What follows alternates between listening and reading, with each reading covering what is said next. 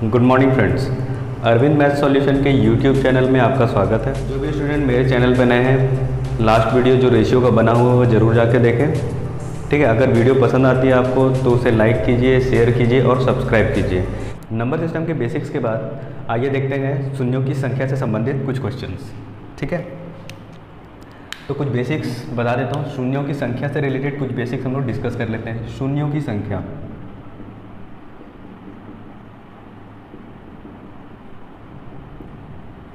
ठीक है, आप लोग बताइए मुझे शून्य कब मिलता है। कब मिलता है कहने का मतलब है कि अगर मेरे पास 2 है और 5 है, मैं इसका मल्टीप्लाई करूं तो मिलेगा 10। ठीक है, मेरे पास 2 है, 2 है, 2 है और 5 है, यहाँ मिला 10। 2 है, 2 है, 5 है, 5 है।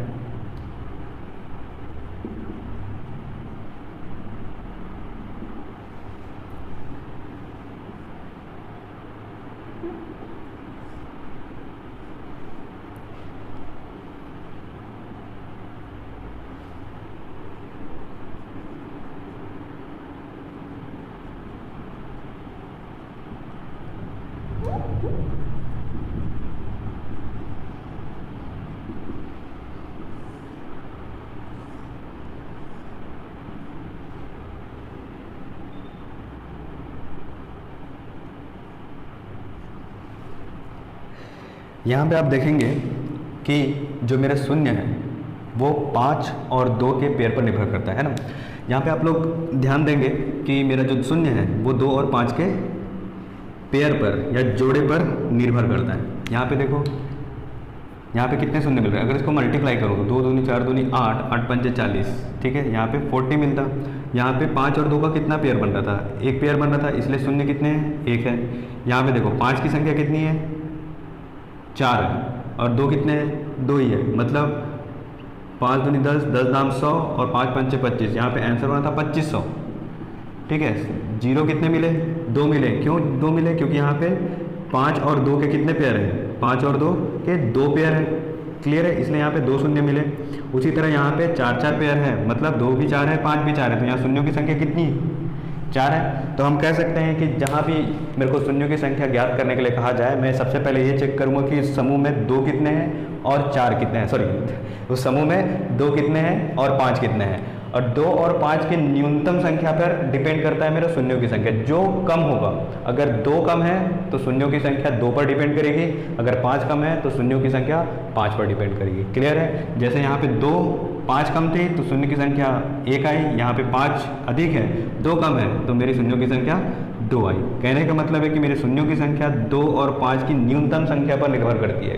क्लियर है, किसी भी ग्रुप में किसी भी नंबर सिस्टम की कोई सा भी सीरीज हो जिसमें अगर 2 कम है तो शून्यों की संख्या 2 पर निर्भर करेगी, अगर 5 कम है तो शून्यों की संख्या 5 पर निर्भर करेगी। क्लियर है, चलिए आगे बढ़ते हैं। ठीक है, अगर मैं पूरी संख्या को मल्टीप्लाई करूँ तो क्या मिलता है मुझे, 3628,800। ठीक है, अब देखो यहाँ पे 2 की संख्या कितनी है और 5 की संख्या कितनी है। यहाँ पे देखो, यहाँ पे एक 2 है, ये हो गया। यहाँ ये कितना है, 2 का स्क्वायर है। यहाँ पे एक 5 है। ठीक है, 5, ये क्या हो गया, 2 इंटू 3, ये 7 है, ये 8 है, मतलब 2 का क्यूब है। 9, 10 है, मतलब 5 इंटू 2, मतलब यहाँ एक पेयर मिल रहा है और किसी के साथ ये एक पेयर बना लेते हैं, ये एक पेयर, मतलब 10 के कितने पेयर बन रहे हैं, मतलब 5 और 2 के कितने पेयर बन रहे हैं, 2 ही पेयर बन रहे हैं। लेकिन यहाँ पे 2 की संख्या ज़्यादा है, इसलिए मैं 5 को कंसीडर कर रहा हूँ, है ना, 5 को ले रहा हूँ। कहने का मतलब अगर यहाँ से मेरे को डायरेक्टली निकालना होता कि इसमें कितने पेयर बनेंगे तो मैं क्या करता, 10 को डिवाइड कर देता 5 से, 5 दूनी 10, मतलब लास्ट में कितने जीरो आने वाले हैं, 2 जीरो आने वाले हैं। ठीक है, अब आप लोगों को ये समझ में आ गया होगा कि जो लगातार संख्या है उसमें 5 कम बार आता है और 2 ज़्यादा बार आता है। ठीक है, तो इससे रिलेटेड कुछ क्वेश्चन देख लेते हैं, है ना। ठीक है, क्वेश्चन करेंगे तो ज़्यादा अच्छे से क्लियर होगा। ठीक, तो यहाँ पर नंबर ऑफ जीरोस के लिए कुछ एग्जांपल दिए गए हैं। अब उसको हम लोग एक एक करके लाइन से देखते हैं। ठीक है, पहला क्वेश्चन। ठीक है, तो हम लोग पहले क्वेश्चन में जाते हैं। हम लोग को पता है कि लगातार संख्या है तो यहाँ पे क्या होगा, 5 की संख्या ज़्यादा होगी। 5 की संख्या ज़्यादा होगी तो हम लोग क्या, 2 की संख्या ज़्यादा होगी तो हम लोग को डिवाइड किससे करना है, 5 से, क्योंकि मेरा जीरो किस पे डिपेंड करता है, 2 और 5 के पेयर पे डिपेंड करता है, नंबर ऑफ जीरो। ठीक है, नंबर ऑफ जीरो किस पे डिपेंड करता है? 2 और 5 के पेयर पे। वो पेयर कैसा होना चाहिए? मिनिमम पेयर, है ना। पेयर कैसा होना चाहिए? मिनिमम पेयर पे, है ना, जिसकी संख्या कम हो। इन दोनों में से जिसकी संख्या कम हो उस पर डिपेंड करता है। क्लियर है? अब यहाँ पे लगातार संख्या में जस्ट अभी हमने देखा कि लगातार संख्या में 2 की संख्या ज़्यादा होती है 5 की अपेक्षा। तो अपन क्या करेंगे? 90 को क्या करेंगे? 5 से डिवाइड करेंगे। कितने बार में जाएगा?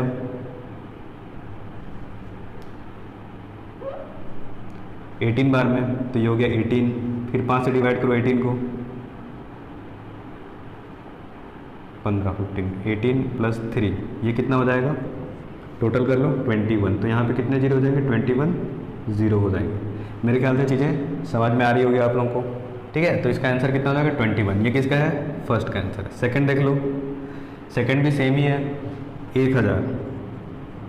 5 से डिवाइड करो, 5 दूनी 10, ये 200 हो गया, प्लस 5 से फिर डिवाइड करो, 5 चौक 20 हो गया। ठीक है, 40, ये हो जाएगा 5 से फिर 8 बार में जाएगा, प्लस 8, फिर 5 से 1 बार में जाएगा, प्लस 1। इसको ऐड कर दो, 249। ठीक है, तो जीरो कितने हो जाएंगे? 249। अब देखते हैं क्वेश्चन नंबर 3।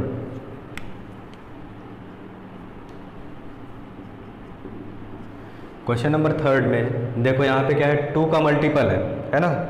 2 का मल्टीपल है, तो यहाँ पे हम लोग क्या कर सकते हैं कि साफ साफ दिख रहा है कि 2 की संख्या ज़्यादा होगी यहाँ पे।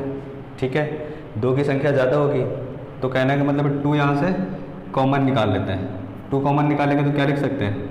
2 into 1, 2 into 2, 2 into 3, up to dash 2 into कितना? 11, 110।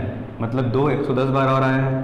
कहने मतलब 2 की घात 110, और इसको लिख सकते हैं 1 into 2 into 3 into up to 110 लिख सकते हैं। क्लियर है? अब 2 की घात 110 से तो कोई मतलब नहीं है मुझे, मेरे को क्या चाहिए? 5 की संख्या पे 5 की संख्या चाहिए, क्योंकि कम कौन सी संख्या है मेरे पास? 5 मेरे पास कम है, जबकि 2 बहुत ज़्यादा है 5 से। तो अपन क्या करेंगे? 110 को अब डिवाइड करेंगे किससे? 5 से। ये कितना आ जाएगा? 5 दूनी 10, 5 दूनी 10। ठीक है, ये हो गया 22। फिर 5 से फर्दर डिवाइड करो, 5 चौक 20। ठीक है, 4 बार में गया, 5 से डिवाइड नहीं होता 4, मतलब 26 यहाँ पे क्या हो जाएंगे? 0 हो जाएंगे। इस केस में 26 यहाँ पे 0 होंगे। ठीक है, 4th क्वेश्चन में हम लोग देखेंगे, तो इसको हम लिख सकते हैं 7 into 1, 7 into 2, 7 into 3, up to कहाँ तक गया है? 7 इंटू 110। ठीक है, क्लियर है? तो यहाँ पे कितना हो जाएगा? 7 के पावर 110 कॉमन आ जाएगा। यहाँ बचेगा क्या? 1 इंटू 2 इंटू 3 इंटू 110। तो अभी जस्ट निकालते एग्जाम, है ना। इससे पहले वाले एग्जाम्पल में भी 110 था, 110/5। ये कितने हो जाएगा? 22/5। ये कितना हो जाएगा? 4, है ना। तो टोटल कितना हो गया? ये हो गया 22 और प्लस 4, तो जाएगा 26। मेरे क्या होंगे? 0 होंगे। ठीक है, क्वेश्चन नंबर 5 में क्या दिया? 10, 20। तो इसको लिख सकते हैं 10 into 1, 10 into 2, 10 into 3, up to 10 into 100। ठीक है, यहाँ से 10 कॉमन निकाल लो, तो 10 के पावर 100 कॉमन आ जाएगा। ठीक है, मल्टीप्लाई, ये क्या हो जाएगा? 1 इंटू 2 इंटू 3 इंटू 10 100 टाइम्स। अब 100 को क्या करेंगे हम लोग? 5 से डिवाइड करेंगे, 5 दूनी 10, 5 चौक 20, है ना। 5 से डिवाइड नहीं होगा, मतलब ये हो गया 20 और ये 4 24, तो टोटल कितना हो गया? 24। लेकिन एक बात ध्यान रखना कि यहाँ पे 10 है। 10 से कहने का मतलब ये भी 0 देगा, क्योंकि ये 10 क्या है? ये 10 2 इंटू 5 है। ठीक है, 2 इंटू 5 है, कहने का मतलब है कि 100 पेयर 2 के भी बन रहा है, 100 पेयर 5 के भी बन रहा है, मतलब टोटल 100 पेयर और बन रहे हैं। तो यहाँ पे 100 और ऐड करना पड़ेगा, प्लस 100 और ऐड करोगे कितना हो जाएगा? 124। ठीक है, तो यहाँ पे 0 की संख्या कितना हो जाएगा? 124। क्लियर है? क्वेश्चन नंबर 6 में हम लोग आते हैं। ठीक है, यहाँ पे भी सेम प्रोसेस करो, आपको कॉमन निकाल लो। 100 into 1, 100 into 2, 100 into 3, up to 100 into कितना है? 100 इंटू 100। क्लियर है? ठीक है, तो यहाँ पे क्या हो जाएगा? 100 के पावर 100 मल्टीप्लाई 1 2 3 अप टू 100। ठीक है, 100 के लिए अपन चेक किए थे अभी, 100/5 ये हो जाएगा कितना, ये टोटल था कितना 20 + 4 ये हो जाएगा 24। अब यहाँ पे देखते हैं ये क्या है 100 मतलब 10 का स्क्वायर मतलब 10 के पावर, इसको हम लोग लिख सकते हैं इस संख्या को, इस 10 के पावर 100 को 10 के स्क्वायर के पावर 100, और इसको ये लिख सकते हैं हम लोग क्या 10 के घात 200 लिख सकते हैं। कहने का मतलब है कि यहाँ पे 200 मेरे को और ऐड करना पड़ेगा, कहने का मतलब है 224 zeros इसमें आएंगे। क्लियर है, इतनी बातें समझ में आई। चलो आगे बढ़ते हैं। क्वेश्चन नंबर 7 क्या कहता है 5, 10, 15, 20 5 के मल्टीपल्स है सारे, तो अपन क्या करेंगे 5 × 1 5 × 2 5 × 3 अब 2 कहाँ तक है 5 × 90।